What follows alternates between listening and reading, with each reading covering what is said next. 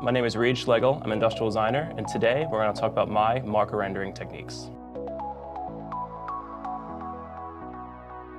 Once you go through this step and you have all of your thin lines down that basically lock in the dimensions, the layout, the perspective, and the composition of your page, I like to think about it as basically a giant coloring book.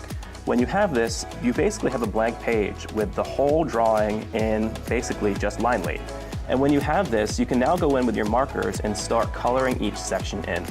So when I start coloring each section, I think about what my light source is. Finding a light source is very important because it's going to dictate how light or dark different surfaces and materials are.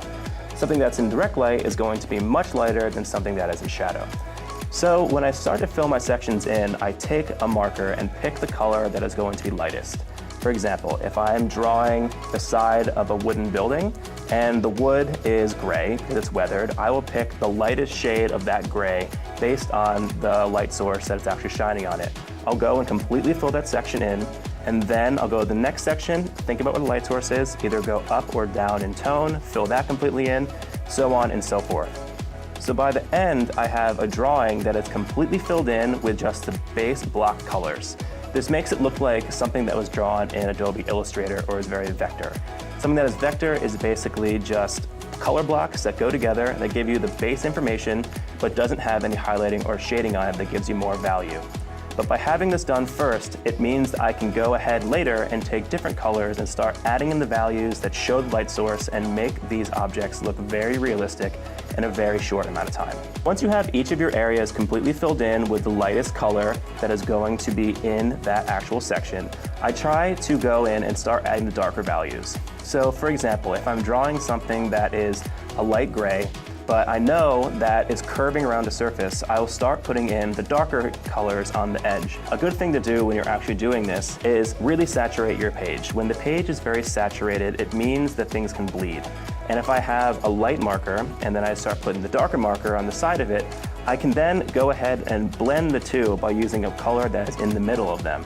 And since it's in the middle and they're both very saturated, it'll bleed together and give you a very clean gradient. And this is a way and a very signature thing for my sketches that allows objects to look very realistic, and it gets rid of the striated marker lines that you get when you work with either dry markers or when you don't actually saturate the page.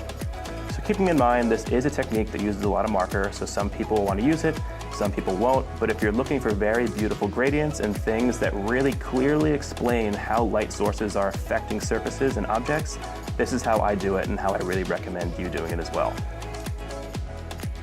But something that's always important to think about is contrast is key. Whenever you're drawing an object or a sketch, something that is going to be higher in contrast is going to pop off the page much more. And that is the reason why I really like using tan paper in the first place. Tan paper, since it's a mid-tone, as you mentioned before, really takes white and makes it pop off the page. It also does the same thing for black.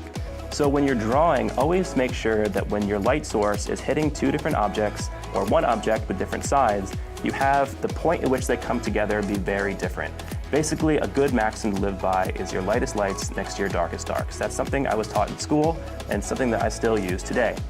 This is really important because it makes those lights and those darks contrast, which makes them actually very noticeable and pop off the page a little bit more. Once you have all your marker down and you have your gradients and all of your color contrasts going across surfaces, which really highlights the light source, I like to go through and add some really, really nice white and black lines in either paint marker or colored pencil to add a little bit of contrast pop. What this does is it really explains where the edges of objects are. And in the previous video, when we're talking about line weight, something we talked about is basically how no object is completely square. Because of this, there's always going to be a little edge that's going to catch light. Now, keep in consideration that only high gloss objects will have very dark white lines as kind of burn marks. I like to take this and put it into all my sketches. It's something that is very signature to my drawings and makes them really pop off the page.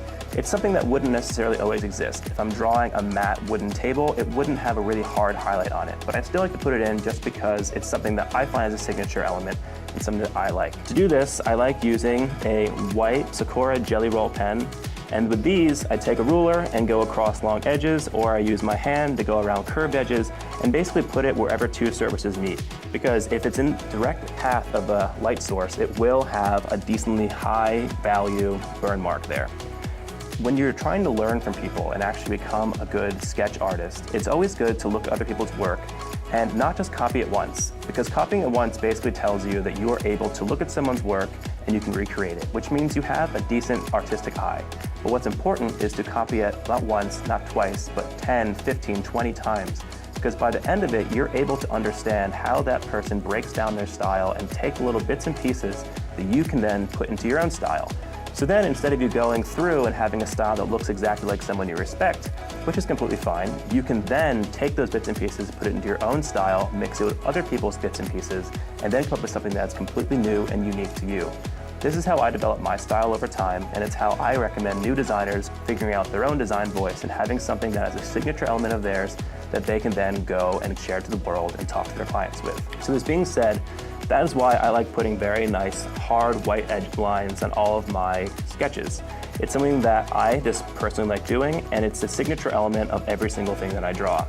But what's always good to think about as well is the order in which you do things. So I always go through after putting down my marker, putting down the value by shading, and then I put these hard lines down. Because the thing I use to actually make them blend together is a Prismacolor Verithin white pencil. But when I use these, they're actually very oily. So when you put that down first, the paint markers from the jelly rolls won't actually stick. So putting down the white lines first, and then going back and adding the Verithin kind of blended white gradient is a great order in which to do it.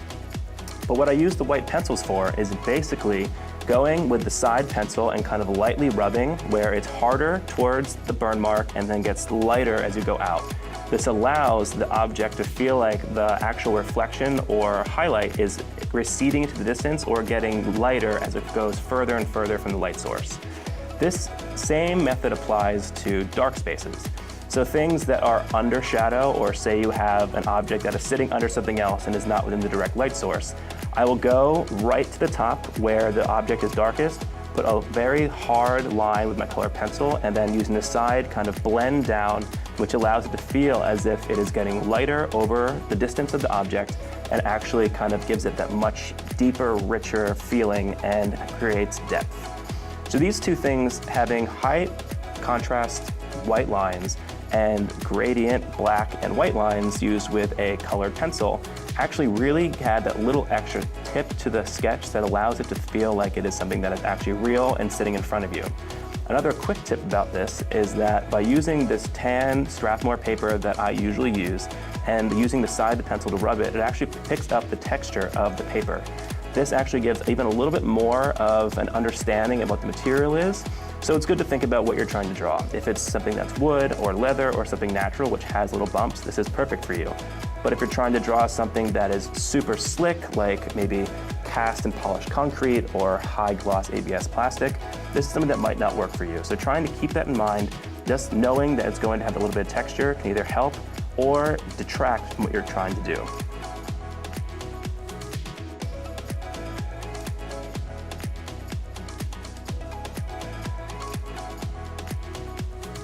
Hey everyone, click below to see the full version of this sketch and get all the details.